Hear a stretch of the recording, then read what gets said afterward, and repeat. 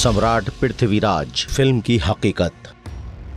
आजकल भारत में मुसलमान मुखालिफ प्रोपेगेंडा बहुत तेजी से किया जा रहा है और बॉलीवुड की मूवीज में एक खास तबका आए दिन ऐसी मनगढ़ंत कहानियों पर फिल्में बना रहा है। हाल ही में रिलीज होने वाली फिल्म सम्राट पृथ्वीराज भी माजी की दीगर फिल्मों की तरह एक ऐसी ही फिल्म है जिसका हकीकत से दूर दूर तक कोई वास्ता नहीं।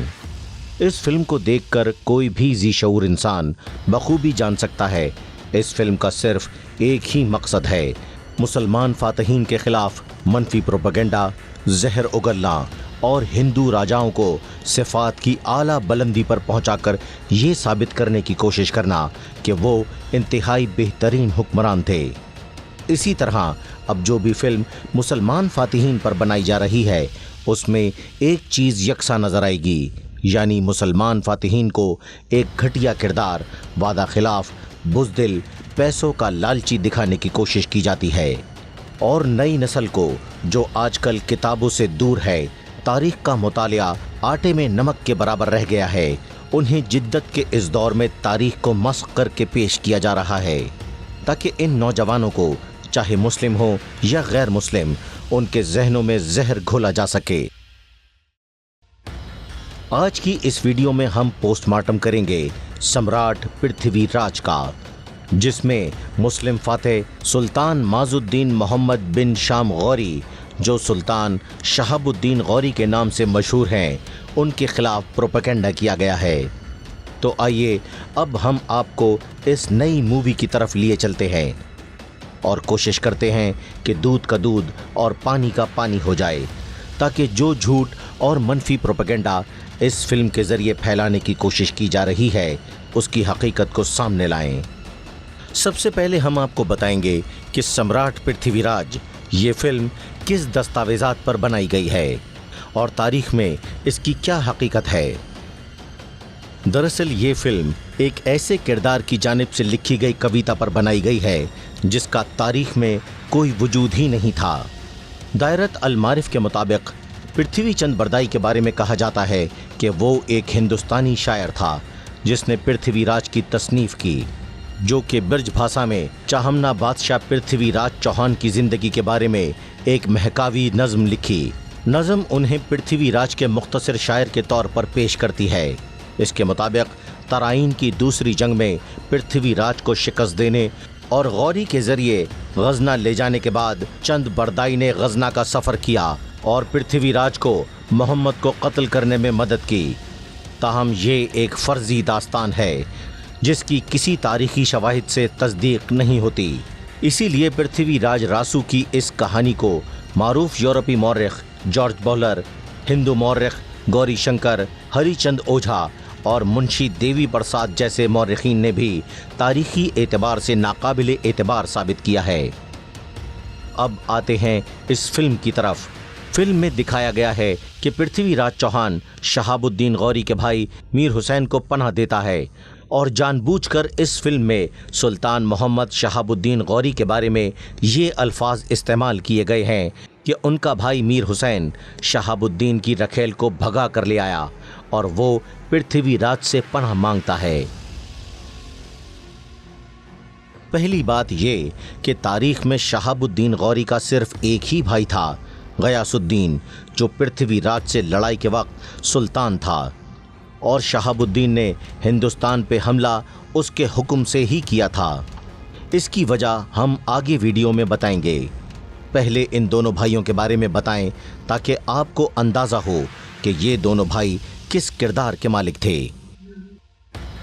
तारीख में दर्ज है कि शहाबुद्दीन गौरी खुद साहिब इल्म थे। उसके दौरे हुकूमत में कवानीन अहकाम शरीयत मोहम्मदी के मुताबिक नाफिज किए जाते। गौरी सल्तनत में गजनी के दरबार में उलमा, शौरा और फजला बकसरत मौजूद रहते थे, जिसमें से बाज़ अहले इल्म शहाबुद्दीन गौरी के साथ हिंदुस्तान तशरीफ़ लाए और दीन व तबलीग में लग गए, जिनमें सैयद कमालुद्दीन, उस्मान तिरमिज़ी, सिराजुद्दीन, मोहम्मद बिन उस्मान जोज़जानी, शेख खतीरुद्दीन, मोहम्मद बिन अब्दुल मलिक शामिल हैं। इन दोनों भाइयों के बारे में कहा जाता है کہ اتنے نیک اور خدا ترس تھے کہ ان کی سخاوت کا اندازہ اس بات سے لگایا جا سکتا ہے کہ جب ان کے چچا علاؤالدین نے غورستان کی سلطنت عطا کی تو ان دونوں بھائیوں نے اتنے شاندار انداز میں طرز حکومت کی کہ کم آمدنی ہونے کے باوجود اس سخاوت کا مظاہرہ کرتے تھے کہ سپاہی اور رعایا سب اس کے دل دادا ہو گئے اور ان کی شہرت دور دور تک پھیل گئی۔ اس فلم میں دکھایا گیا ہے کہ شہاب الدین غوری نے ہندوستان پر حملہ اس لیے کیا کہ اس نے اس کے بھائی کو پناہ دی۔ اول ہم آپ کو بتا چکے ہیں اس نام کا تاریخ میں کوئی بھائی تھا ہی نہیں، جبکہ ہندوستان پر شہاب الدین غوری کے حملے کی اصل وجہ اس وقت کے ہندوستان کے پنجاب، ملتان، اوچھ اور دیگر علاقوں میں کرامتا کی حکومت تھی۔ یہ وہ کرامتا ہیں جن کو باطنی بھی کہا جاتا ہے، جو آج کل آپ کو ترک ڈرامے سلجوقوں کا عروج الپ ارسلان میں بھی دکھایا گیا ہے۔ وہ باطنی فتنہ جس نے سلجوقوں سے لے کر سلطان صلاح الدین ایوبی اور غوریوں تک پر حملے کیے۔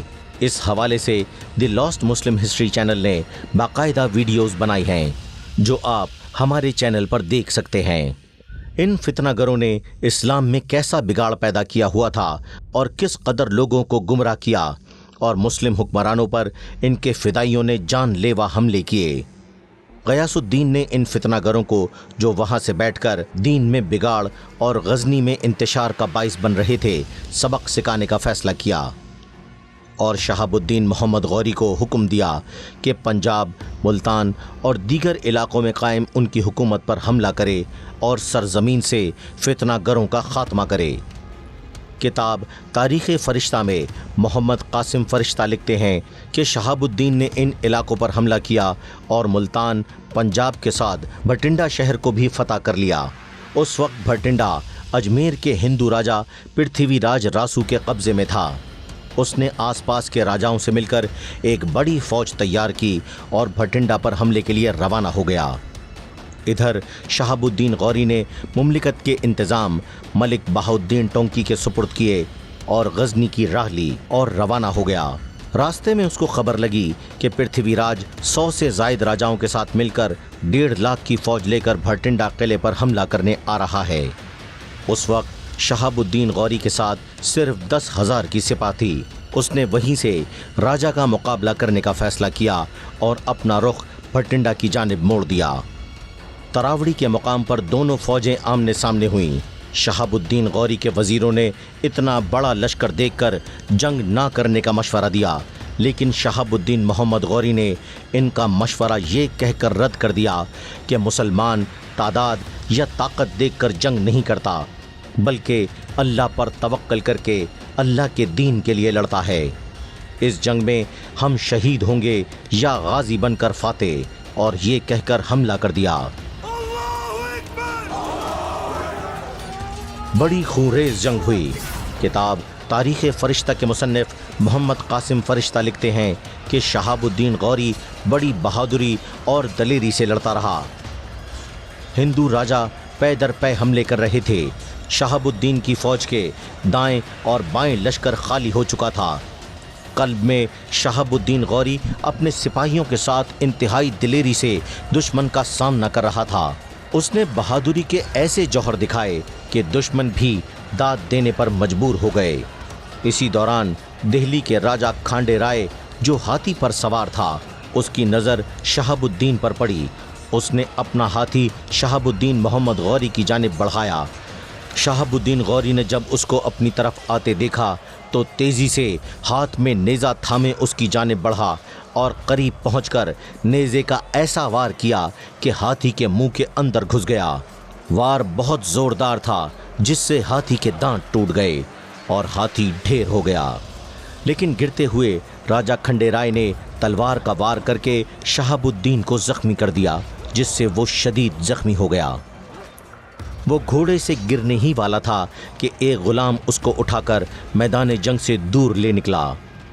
پنجاب جا کر اس کا علاج کیا گیا، جہاں چند دنوں بعد وہ روبہ صحت ہوا اور غزنی لوٹ گیا، جہاں مورخین لکھتے ہیں کہ اس شکست کے بعد شہاب الدین غوری نے 1 سال تک عیش و عشرت کی زندگی چھوڑ دی اور فوج جمع کرنے میں لگ گیا۔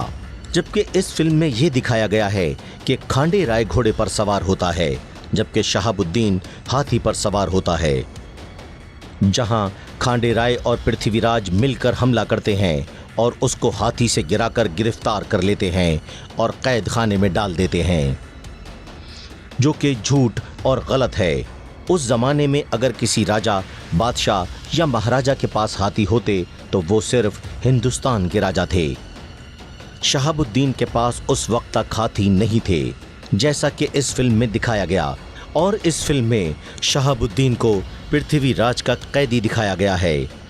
ये भी गलत है। शहाबुद्दीन कभी पृथ्वीराज का कैदी नहीं रहा। पहली शिकस्त के 1 साल बाद गौरी 1 लाख से जायद अफगान, ताजिक और तुर्कों पर मबनी बड़ी फौज के साथ मुल्तान और लाहौर के रास्ते तराइन, आज के दिल्ली से मुल्हिक हरियाणा के करनाल जिले में तरवरी का इलाका कहलाता है, वहां पहुंचा, जहां पर पृथ्वीराज की 3 लाख घुड़सवारों और 3000 हाथियों पर मुश्तमिल फौज ने उसका रास्ता रोका और शदीद जंग हुई।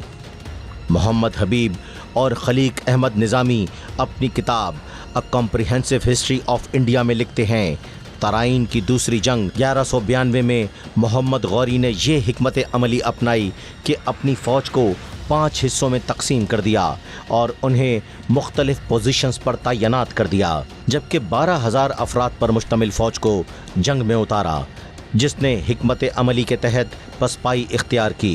पृथ्वीराज की फ़ौज ने यह समझा कि उन्हें फतह नसीब हो गई है और वो उसके पीछे उनका काम तमाम करने के लिए चल पड़े। लेकिन फिर 4 जगह मुख्तलिफ सिपह सलारों की क़यादत में तैनात फ़ौज ने पृथ्वीराज की फ़ौज को चारों तरफ से घेर लिया, जबकि मराजत करने वाली फ़ौज भी वापस मुड़कर लड़ने लगी।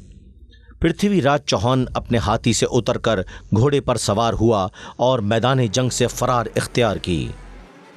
तारीख़ फ़रिश्ता में दर्ज है कि पृथ्वीराज फरार की कोशिश में दरियाए सरस्वती पर मुसलमान लश्कर के हाथों पकड़ा गया, जहां उसको शहाबुद्दीन ने कत्ल कर दिया। जबकि इस फिल्म में दिखाया गया है कि पृथ्वीराज को कैदी बनाकर गजनी ले जाया गया और उसको अंधा कर दिया गया और उसने शहाबुद्दीन गौरी को तीर मारकर कत्ल कर दिया। ये सब मन घड़त बातें हैं जिनका तारीख से दूर दूर तक का वास्ता नहीं। हकीकत ये है कि इस जंग में फातेह बनने के बाद सुल्तान शहाबुद्दीन मोहम्मद गौरी ने अजमेर का रुख किया और उसके गिरदो नवा के इलाकों को फतह कर लिया। तारीख़ मिल्लत में दर्ज है, इस फतह के बाद शहाबुद्दीन गौरी ने पृथ्वीराज के कदीम ख़ानदानी एजाज़ को बरकरार रखा और उसके बेटे राजा कोलाको को अजमेर के तख्त पर बिठाया और अपने ग़ुलाम कुतुबुद्दीन ऐबक को हिंदुस्तान में अपना नायब मुकर्रर कर दिया। अब आते हैं इस फिल्म के आखिरी हिस्से की तरफ। शहाबुद्दीन गौरी की मौत कैसे हुई?